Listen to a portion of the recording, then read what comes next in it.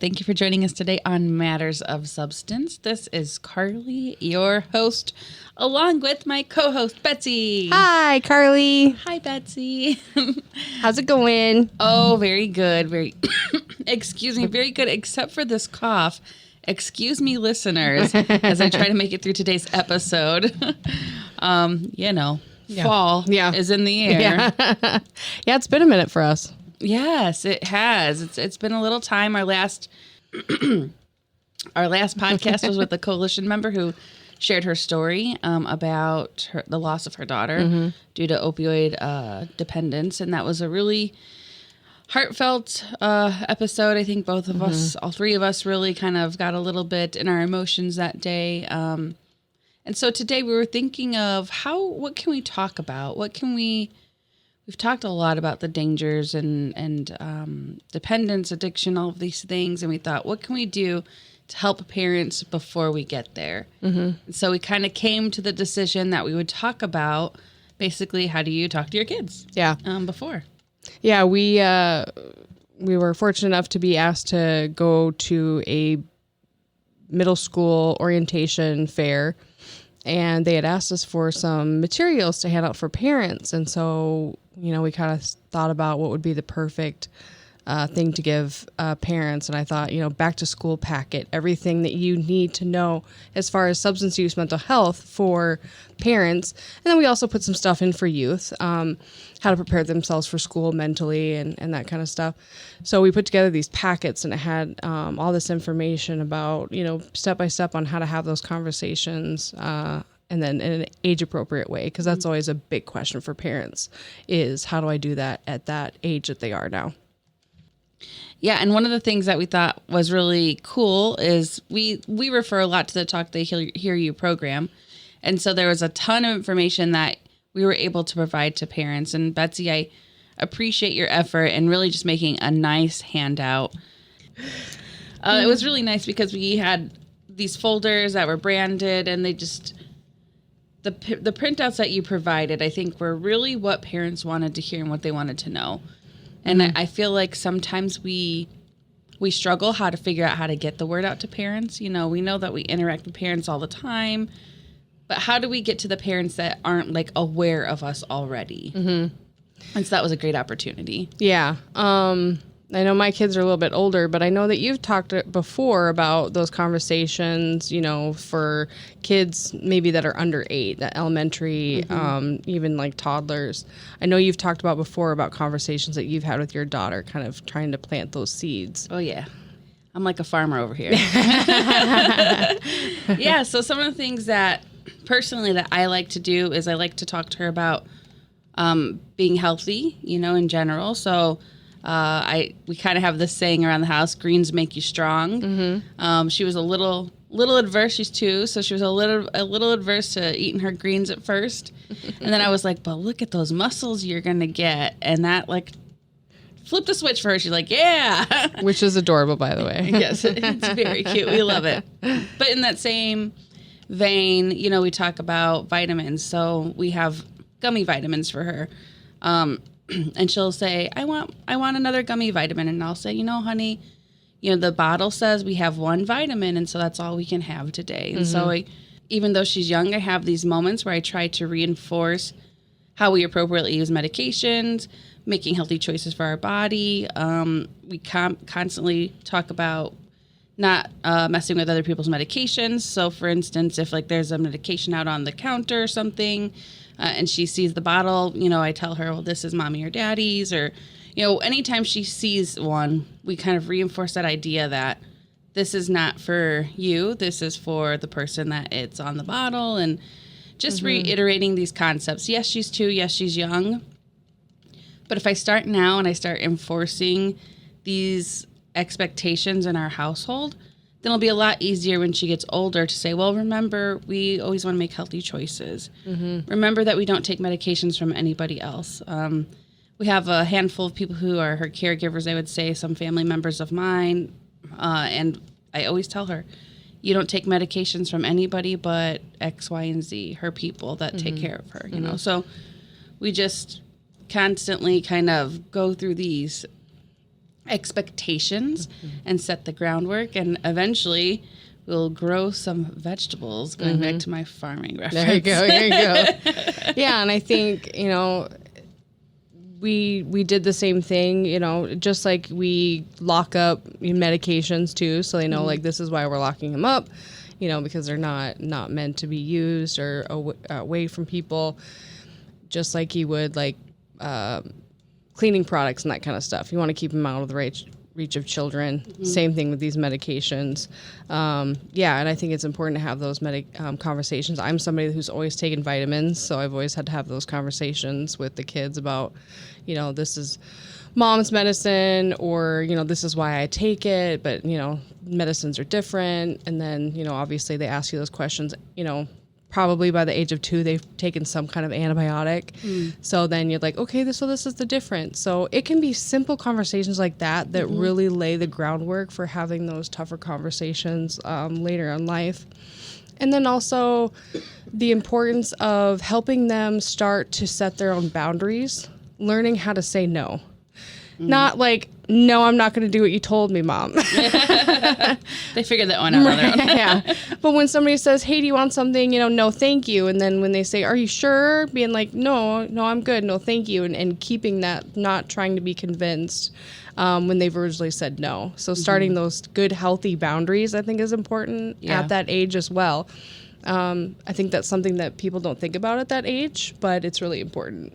Well, and that kind of even goes back to the body autonomy aspect that sometimes, kids don't have. Like people say, well, I want to give you a hug. You ask the kid for the hug, the kid says no, and you say, well, I'm going to give you a hug anyway kind of attitude. That is reinforcing unhealthy boundaries for them, because then they learn that I can say no and people still get the right to make the decision for me. And so it's not even just in the saying no to taking something from somebody, but having their no respected. Yeah. So those are all great things that you can do, 8 and under. When they get to be about age 8 to 12, the Talk They Hear You campaign recommends start having those open-ended question sessions. So, listen to them. If you notice they have an interest in something, just having those conversations, especially about alcohol and other drugs. Take advantage of teachable moments, especially when you see something on movies or TVs. I know that I've been in experiences with friends who will be maybe taking a walk and they'll see like a vape pot on the ground or a beer can. And those were perfect times to have those conversations too. So anytime that comes up, I think that is, a good way to do that. They also mention having those differences between what they get from the doctor or illegal substances, what that difference is. And then just watching them be aware of their own behaviors.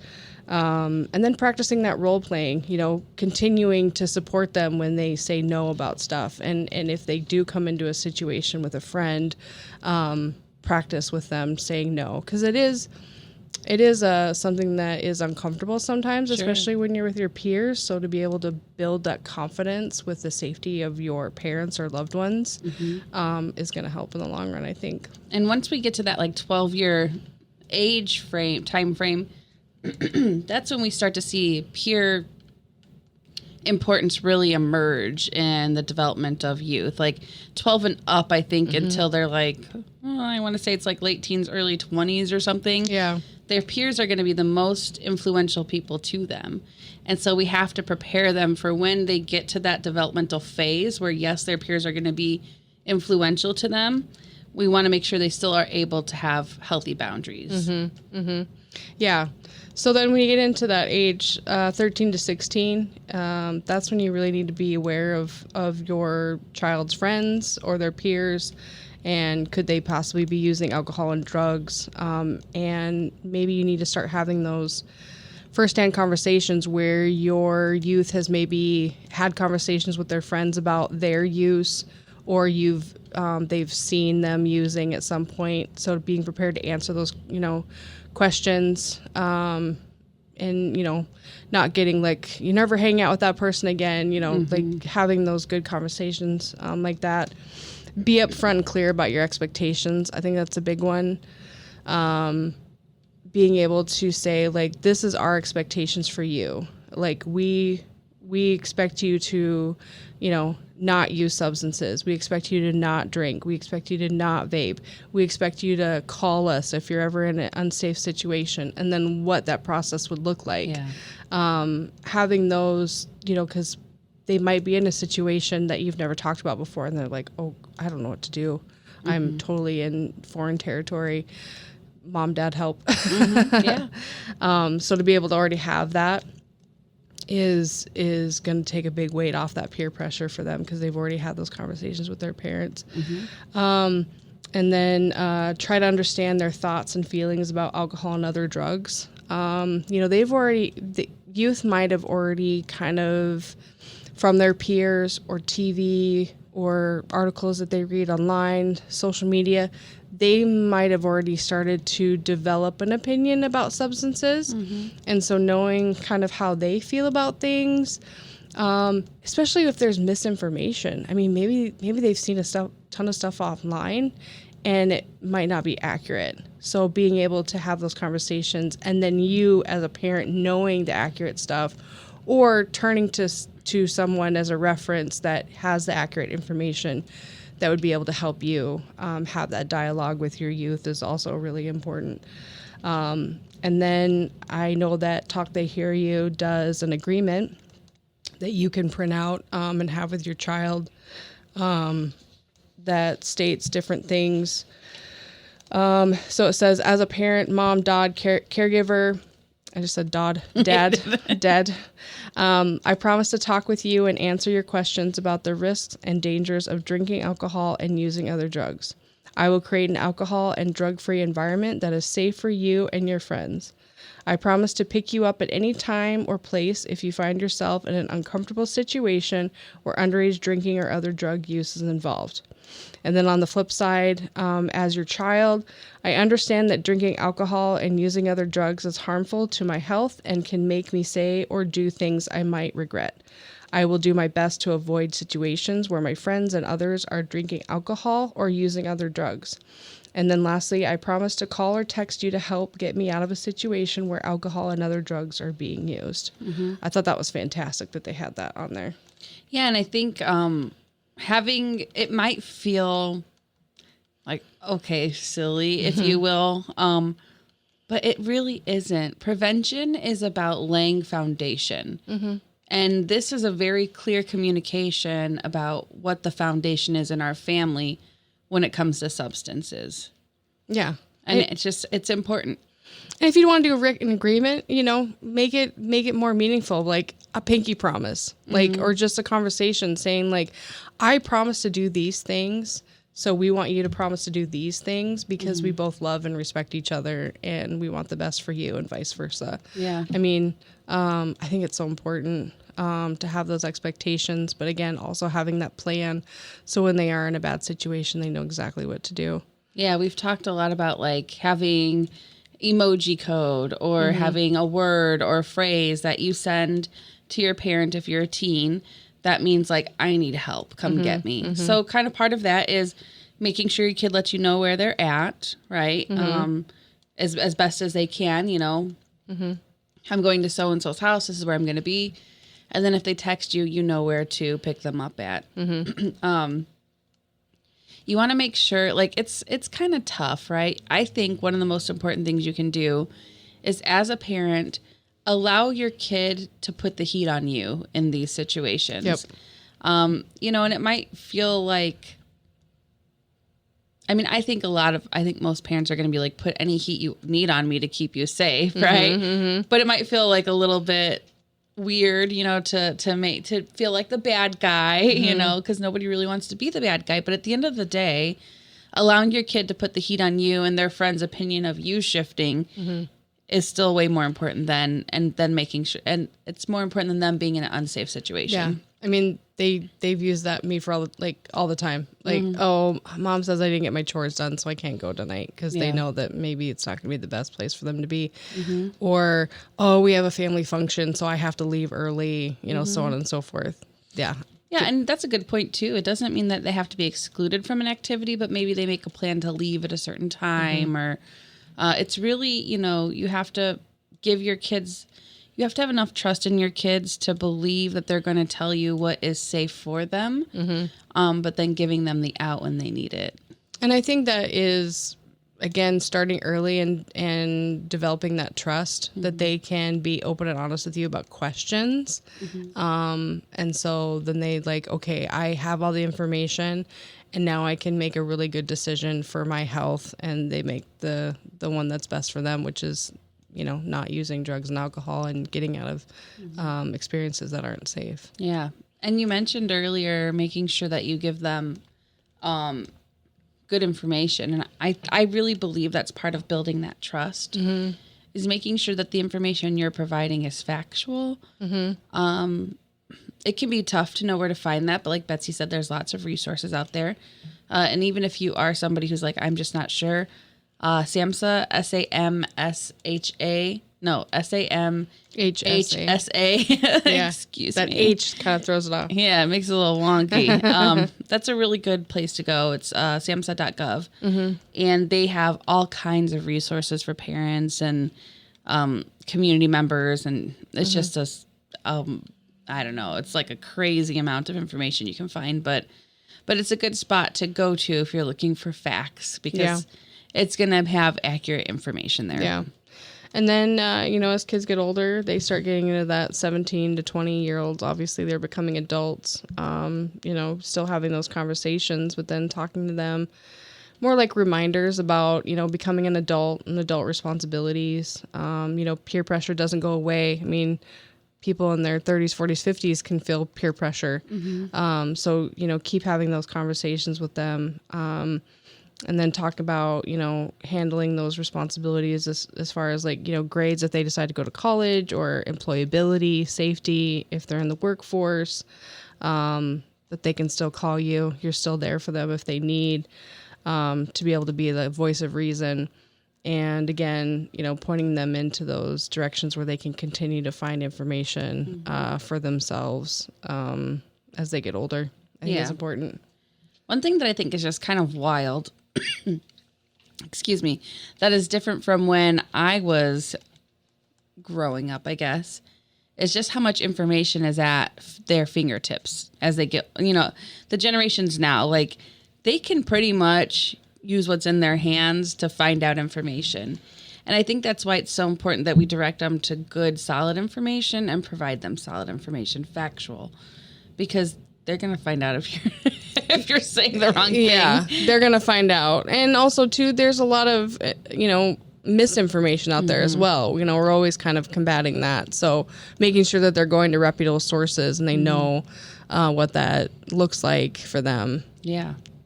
Yeah, because you don't want thinking of misinformation. One ad that I just absolutely get livid over. Yeah. It has to do with using drops, THC drops, and it basically says feeling comfortable without getting intoxicated. Yeah. And that messaging to me is so frustrating because maybe you're not drinking alcohol, but you're still intoxicated. Right. And so if a teenager is going through this and that's all they grasp is, well, I can do it because I'm not intoxicated. Yeah. They may think there's no repercussions that can come from this because that's the message inadvertently that's being given. And so they need to go to reputable sources and do something that I love.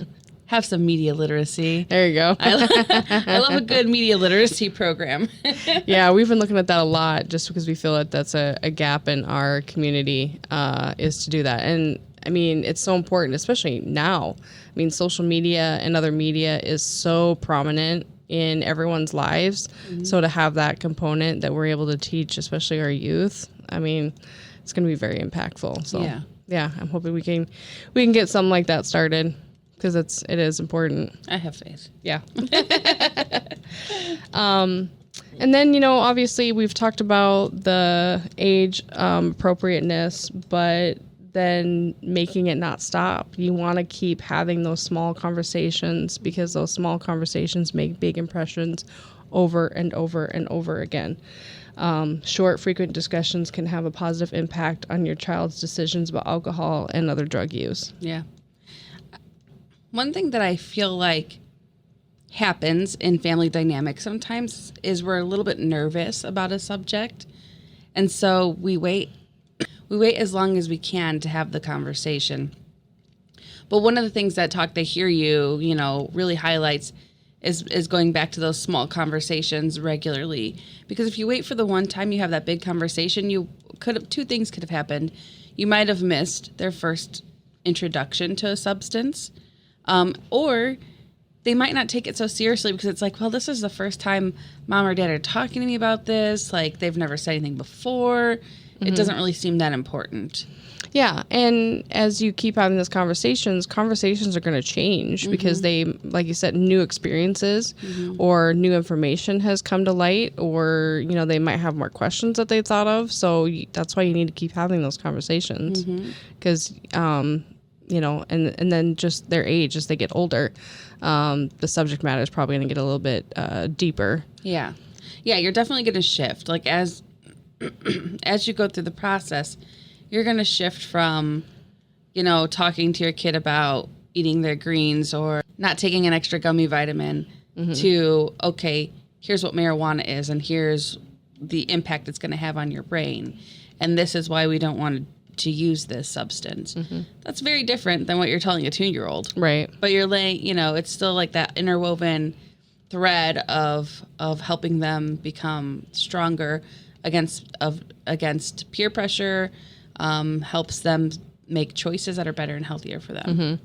Yeah, and along those lines too, it's not just always what you say, but always what you do too. Mm-hmm. So setting those good examples at home, which I know sometimes is hard. I think I'm really guilty of sometimes do as I say, not as I do. Never. Never. So we're not saying like you can never have a drop of alcohol, but having, those expectations and then following through with them for yourself is really important because they see that even at a very young age. They watch you, they see you.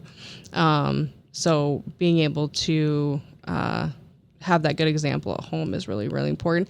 And, maybe your loved ones and family members, making them aware of your expectations and mm-hmm. having them agree to do the same if your youth is over at their house is really important as well. Yeah.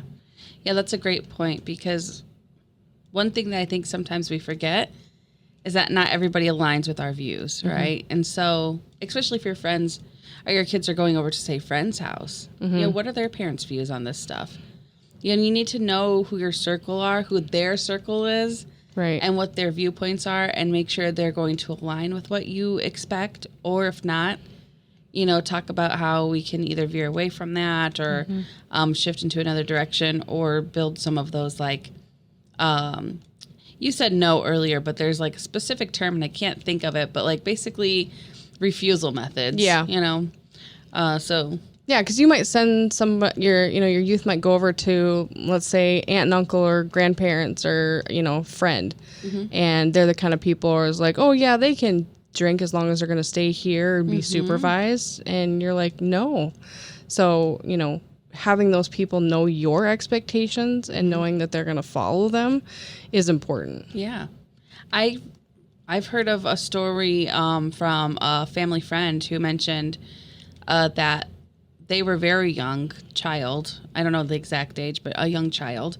And they were in a conga line at a wedding. Mm-hmm. And their aunt gave them a shot of what was ever in the conga line.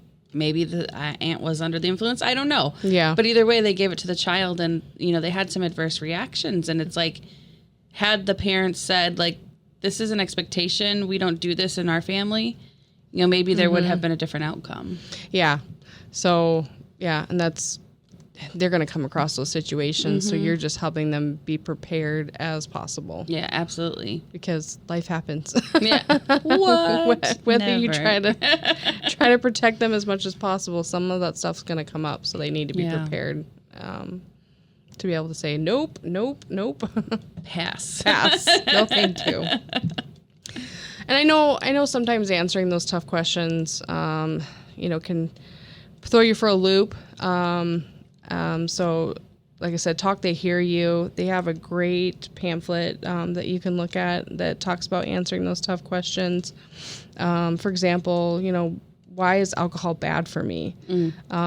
They recommend not using scare tactics about drinking, or saying like, oh, you can't handle it, or it's just bad for you and it's going to kill all your brain cells and that kind of stuff. So having those really good conversations about why it is bad for you. They give you all that information. Talk about that the brain is still developing till they're 25.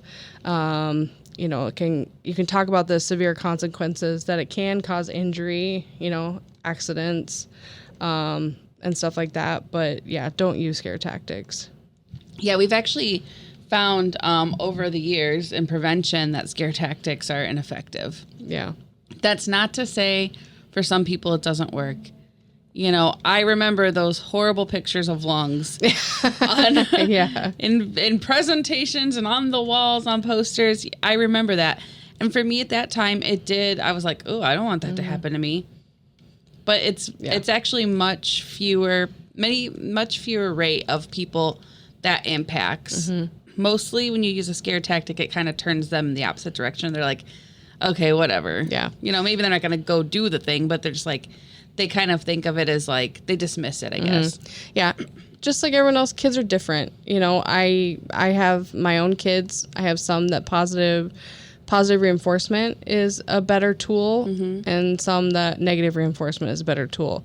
Your child. I would say don't start off with scare tactics. Give them the information, age appropriately. Maybe down the line if you feel that that's more effective.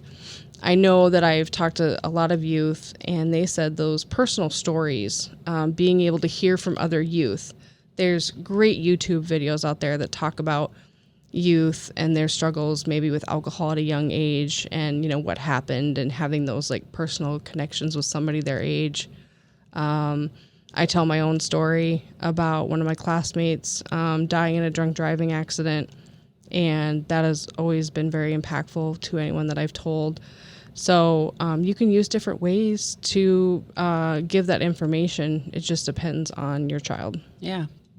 Man, light bulb moment. Yeah. Look for a Cahoots. Yeah. If you don't know what Cahoots is, it's a little fun family game you can do. Well, it's a game in general. Yeah. But you could do like a quiz on, safety and alcohol and safety or tobacco or THC or opioids, what are the impacts? But it's a fun little quiz game, and you can basically make your own up. So that could be a fun, if you have like young teens, that could be a fun family YouTube, game. The National Institute of Health on YouTube has a virtual reality where you go in through the brain, and then it shows you exactly what's happening when you introduce substances to it. It's really, really cool. So that might be something. You can do it. You don't have to have a VR headset, but if you do, it's really cool. So that's another tool. They are out there. We post a lot of this stuff on our website. Again, SAMHSA, and I know CADCA has good resources, National Institute of Health. If you go to any of those, you're going to be able to find a lot of that stuff. And it's a great thing about prevention being in the forefront.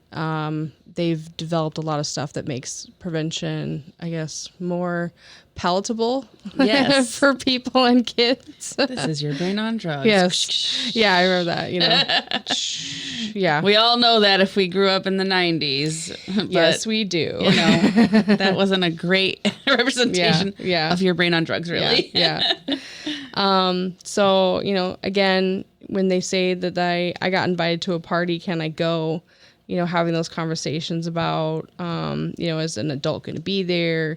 Let me know if, there's drinking, and, setting up that plan. I know a question that often gets asked is, did you drink when you were a kid? Yeah. Betsy. Yeah. How would we recommend parents responding to that question? I say don't let your past stop you from talking to your child about underage drinking. Be honest. Emphasize that, we now know even more about the risk to our children who drink underage. Consider telling them, a relatable story about making smart decisions and making not so smart decision when it comes to alcohol, because these stories are actually going to show the consequences of engaging in that risky behavior. Yeah. So kids are going to know if you're lying. So be honest with them, make it a teachable moment. Like, yeah, I did. And like, here's some stuff that happened that I wish wouldn't have. And it was, a mistake.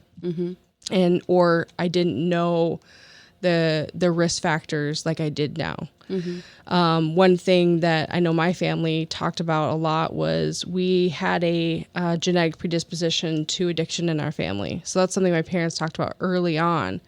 Maybe that's the case in your family too. So that the earlier you drink, the higher your risk of becoming dependent later. So those are some things that you can talk about. Another one that they talk about is, why do you drink? So, make a distinction between alcohol use among children and adults. Explain to your child your reasons for drinking, whether it is to enhance a meal, share good times with friends, or celebrate a special occasion. Point out that for adults, drinking in moderation is not harmful to their bodies, and if you choose to drink, it is always in moderation. Tell your child that some people should not drink at all, including underage children. One of the things that I find to be one of the most important things you can do as a parent is model good behavior. Once again, that's not going and saying never have alcohol, but moderation. After you've had a drink, don't get in your car and drive. Even if you've only had one drink and you know that you're not at a point where there's any impact, it's still, don't show your child that you drink and then you get in a car and drive. If every celebration you have in your family, you feel a drink is necessary or you have a drink, that can set a tone, even if you're not drinking to intoxication, right? Right. But it's like, oh, we're celebrating, we have a drink. It's kind of being aware of those unintentional connections you might be making and making sure that you're modeling something healthier. Yeah, you don't want to show that like, oh, well, to have fun, I need to drink. Exactly. It's a celebration, I need to drink. And then also, I always cautious people to tie emotions. Oh, I had a really bad day at work, so I need to have a drink. Or I'm having trouble relaxing, so I need to drink.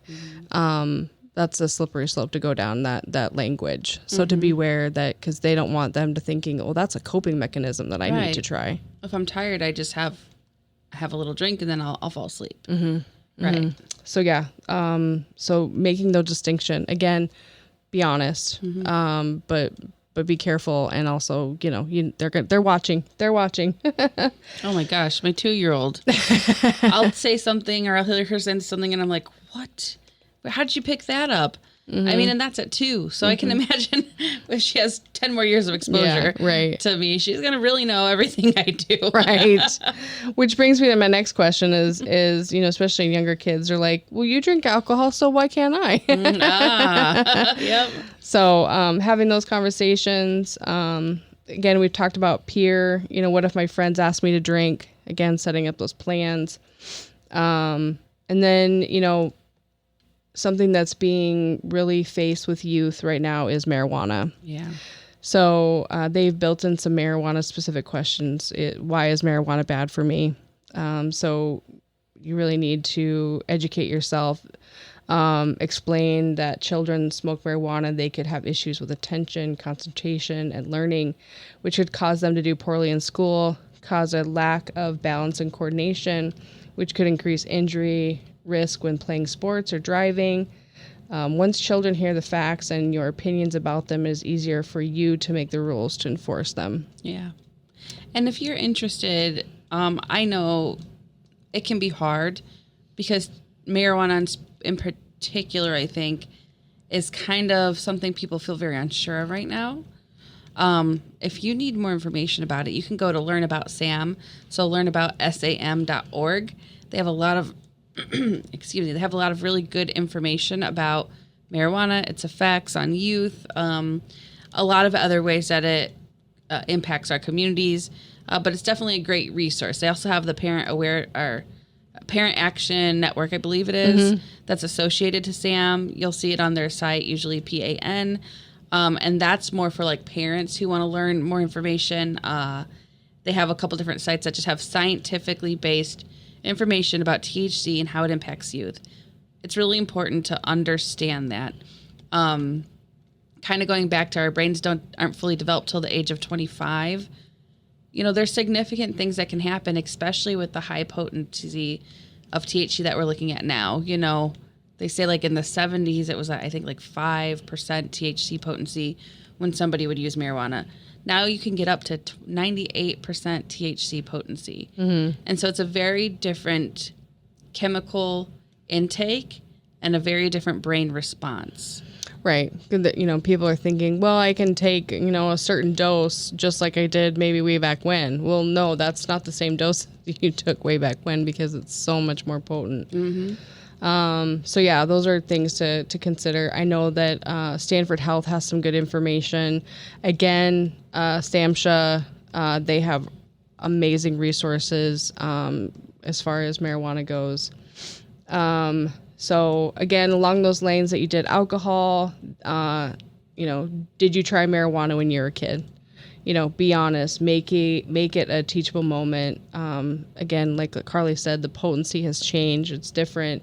Consider telling your children relatable stories about making smart decisions when it comes to marijuana, consequences of engaging in that behavior.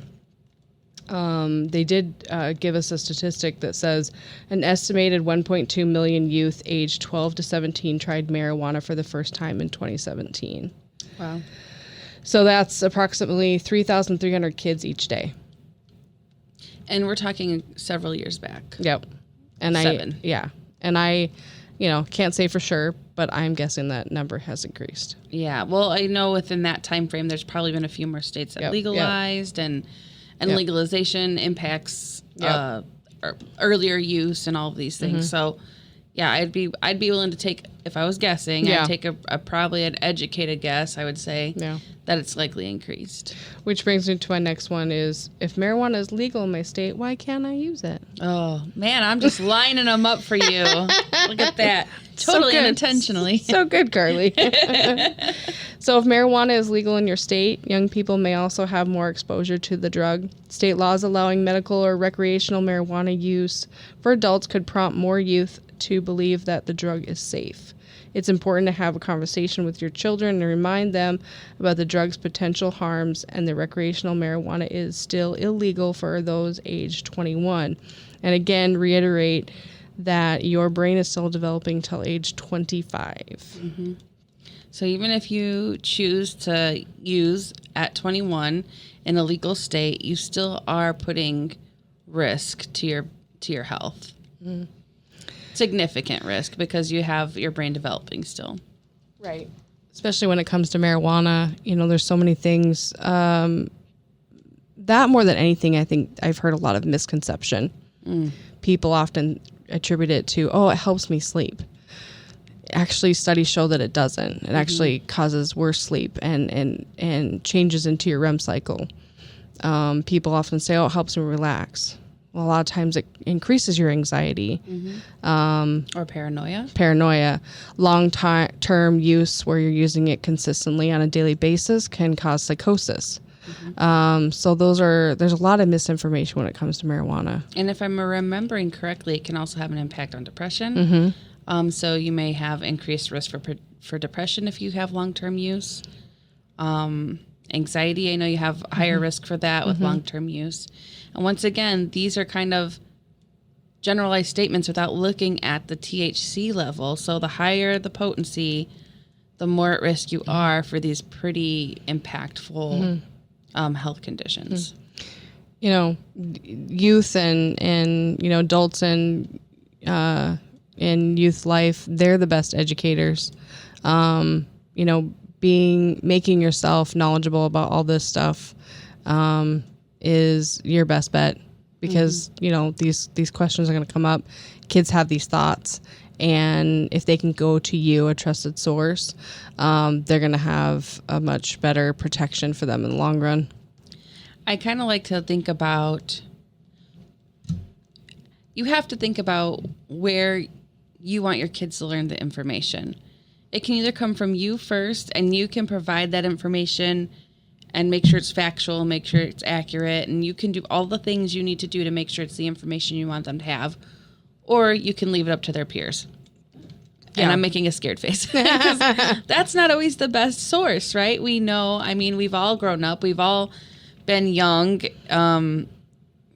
preteens, teenagers, and heard, oh, this is how X, Y, and Z works. Mm. And then as we get older, we're like, no, that's not really true. And so we want to make sure we are the person that's giving them the information. I know it is scary. My husband and I have talked about this, you know, because I'm in prevention. So I'm like, look, I want to start talking to our kid about all this stuff really early. And he's like, yikes. And I'm like, no, you know, it sounds scary. And I know there are areas that he might feel a little more uncomfortable and be a little bit bashful on. And it's like, but it's so important that we just start early. Mm-hmm. It can have such a better impact on their life and help making sure they make healthy choices. And so, you know, as a parent, we have to do a lot of things for our kids that sometimes we don't like to do. And this might be one of them, you know, having those uncomfortable conversations, preparing yourself, research.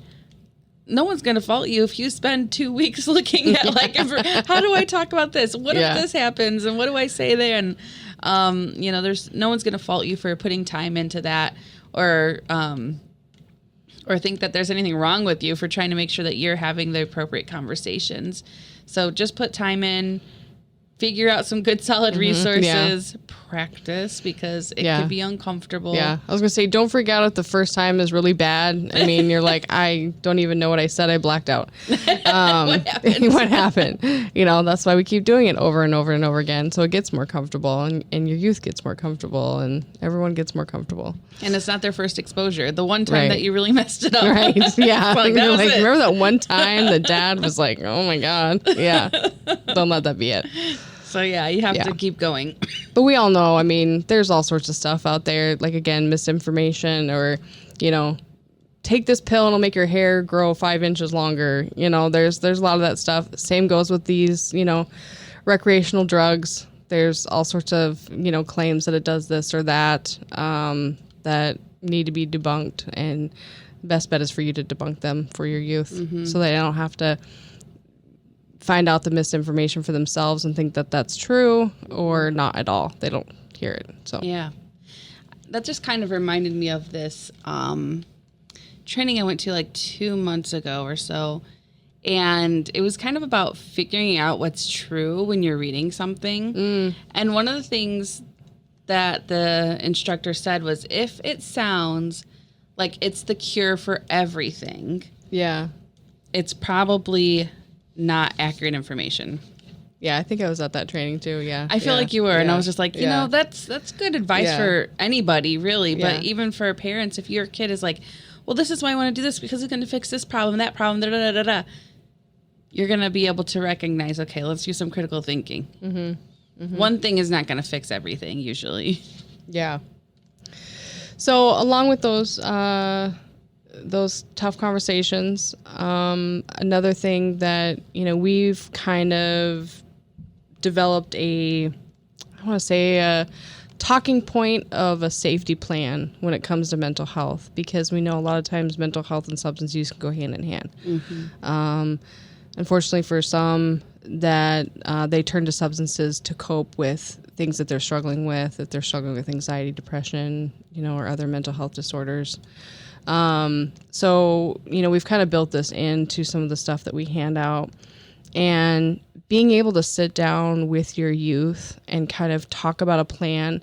School is the number one stressor in your youth's life, statistically. And so now that school is starting and they're in it, being able to set up a plan for them to work through some of their emotions. When they're stressed, they do this, you know, people that they can talk to, even besides yourself, that they can go to, things that help them like meditation, yoga, journaling, riding their bike, and having them sit down and make a list that they can refer to. So if there's times where they're really struggling, they're like, okay, what is the plan? Because you know, a lot of times you're not thinking clearly when you're very stressed out. Yeah. So to have that plan written out can be so helpful.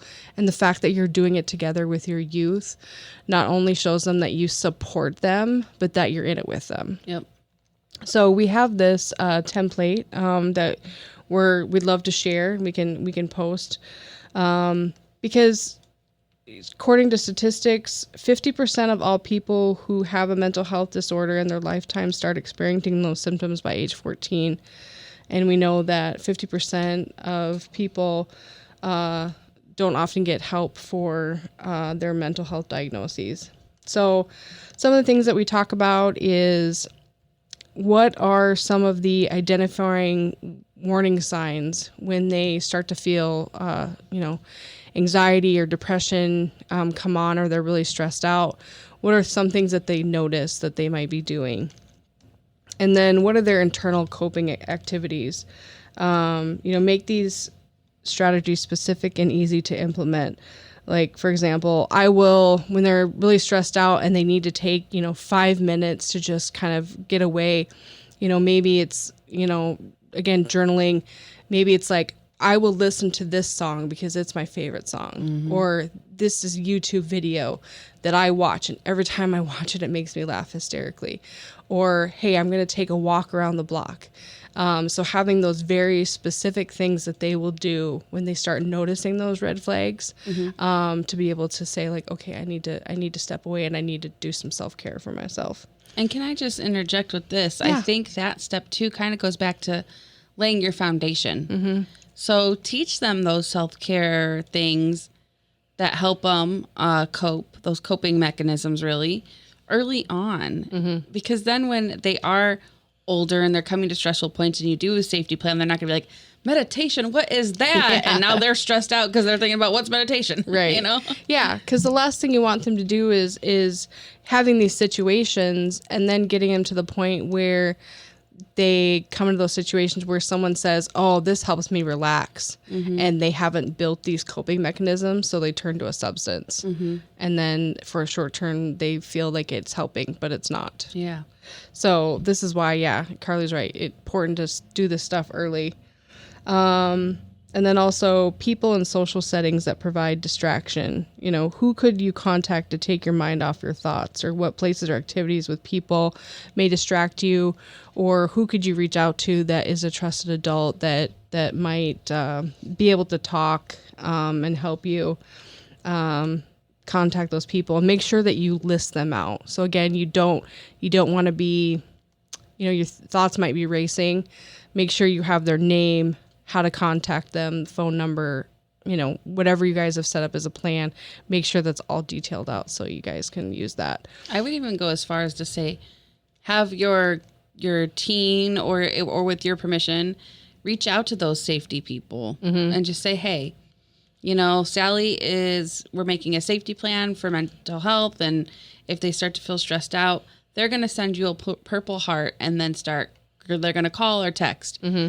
That's going to kind of be their code for like, I need help right now. Yeah. Yeah. Make sure you notify everyone on that person's safety plan. And make sure that it's available all the time. There might be something on there that's maybe they like to do, but it's not available all the time. Mm-hmm. So that's maybe like a offshoot. And then make sure that your youth has professionals. So if they see somebody professionally, or if there is like a time of crisis, that they know the 988 number, and some of those local services, if they're in a bad. So I know around here, there is a 24-hour psychiatric emergency services at Porter Stark here in Valparaiso, but then they have the 988 number. And then, making the environment safe. If you have a youth that struggles with maybe harm thinking when they get into stressful situations, making sure that you have medication isn't stockpiled. If they have issues with cutting, that you have some of those things locked up and out of the way, just to keep the environment safe for them. Yeah. Here in Porter County, we have a really great resource called, it's medication drop boxes. And so if you have extra medications and even over-the-counter, because over-the-counter medications can be misused, mm-hmm. to induce like euphoric feelings and things like that. But we have these drop boxes here in Porter County at most of our local police stations, some of our pharmacies, and at our health department, I believe, as well. And so take a look at your local resources and find out where you can drop those things off. That way you're not keeping it, like Betsy said, stockpiled in the cabinet, Mm-hmm. Yeah, you want to make sure that, and again, if you've had those conversations, then you know that this is something that your youth is struggling with, so you can make a plan and make sure that you have that stuff locked up. It's why it all starts with those small conversations. Yeah. It's amazing what can happen with just, like you said, small conversations make a big impact. Yeah. Two things. One thing is someone once told me, one of our coalition members, and I think it was brilliant. They said they would, they felt like their child would open up in the car. Mm-hmm. Like they'd get in the car after school and they would just like, share their world. Yep. And then as soon as they walked in there, they were like quiet, locked down. And so she's like, I would just take extra turns. Mm-hmm. Yep. Like if I could tell something was weighing heavy, I would just go a different path than we normally went home and he wouldn't even notice, Yeah. So you might have to take those moments to create opportunity to have conversation. Number one. Number two, if you think that your child it might have a need for the safety plan, even if you don't, make sure you're making the safety plan when they're not in like going into crisis or pre-crisis. You want it to be where they're calm, where they're cool, where they're collected, and sit down and do this. This is excuse me. This is not the thing you do when you already feel that the tension, Yeah. I mean, is it a bad thing to do then? No. But if you have the plan beforehand, that's the point of a safety plan. It's before we get to this point, here's the plan we're going to have to enact. Yeah. And it doesn't necessarily need to be a safety plan. I just call it like we do that in mental health first aid, like a mental health or, self-care plan. Yeah. Like, hey, when things are getting really stressful, I'm going to just take a 10-minute break. If I'm really struggling for something and maybe I'm just having a bad day, I'm going to call, grandpa. Mm-hmm. There's little things that they can do. Take a drink of water. Yeah. That's one thing that's like a gold that I heard before is like when you are feeling like kind of out of sorts, have somebody have a snack and drink some water. Mm-hmm. There is the good possibility that will help. And it'll just help regulate their body. I think that's really the secret behind it. It's more of like a regulation to your body. Deep breaths, all of those things will kind of put their body back in sync and hopefully help their mind calm with that process. And then also too with that, they're recognizing their symptoms of their own body. Like they're like listening to themselves. Because sometimes, I know as an adult, sometimes you're going 100 miles an hour and you're like, oh yeah, I'm actually hungry and dehydrated and, I need some lotion and there's all sorts of stuff going on. Yeah, I'm sure as our parents out there listening, they're like, yeah, that's me every day. So I live on caffeine. So yeah, again, starting that stuff early is so important. And I just like to say too, you're probably going to feel like, oh my God, this is so uncomfortable. It's going to be really hard. You're going to dread doing it. But I'm telling you that it gets easier and you can always reach out to us. No matter where you are, we'll gladly help you kind of start the direction of pointing you where you can find resources to start these conversations. Because I know you can do it. Yes. So if you do want to reach out to us, hubcoalitionpc.org is where you can find our website. You can message us there and we will make contact. Or you can always go to Hub Coalition Porter County on that's our Facebook page. At Hub Coalition PC, I believe is like our handle. Not real good with all the social media language. But yeah, that's Instagram for sure. And then you can usually find our resources if you put that in. And we're on TikTok now. We only have a couple of videos out, but we're working on it. I'm excited. Betsy wants me to be a video star. Yes, I don't know about it. I want her to do all the things. And I know something we're working towards here is starting to video our podcast, which I know Carly's really excited about, but it's going to be great. I am. I can't wait. It'll be really good. It'll be a wonderful, I think, experience for us to do that and hopefully give you all a little bit more insight into, I guess, our facial expressions, quite frankly. Because I say a lot of things and I realize as a person who is recording myself that I'm like, oh, they might not be picking that up because my face is saying something kind of I'm nodding my head, but it's not making noise or they can't tell. Yeah. Yeah. So it'll be good. It'll be good. I'm really excited. We've had some cool things happening. I want to give a shout out to Cheyenne. She's our new social media person, and she's been amazing. And so you should go check out her hard work at our social media and our webpage. Yeah, absolutely. We are so grateful. Yes, we are very much. And she's also on board with the videos. Yes. She's gonna be our director. Do you hear that, Cheyenne? Yeah. Director Cheyenne. Oh goodness. Well, I just wanted to say one more thing, and I think we can pull ourselves to a close here. But don't forget, if you're listening, National Take Back Day, which is when you can take prescription medications, over-the-counter medications, and turn them in, happens in October and April, where you can take your medications, turn it in at many sites. You can just go to the DEA Take Back Day website, and it'll give you a list of locations. But it's a great resource for your community. And once again, it's national. So no matter where you're at, you should be able to find a site somewhere within your vicinity. Mm-hmm. Awesome. Yeah. Well, thank you for listening in, everybody. Yay. And if you haven't already, take a listen to our podcast with Diane Driver. It's very powerful. So if you haven't given it a listen, go back and listen to that one too. Please. All right. Well, thank you all for joining us today here on Matters of Substance.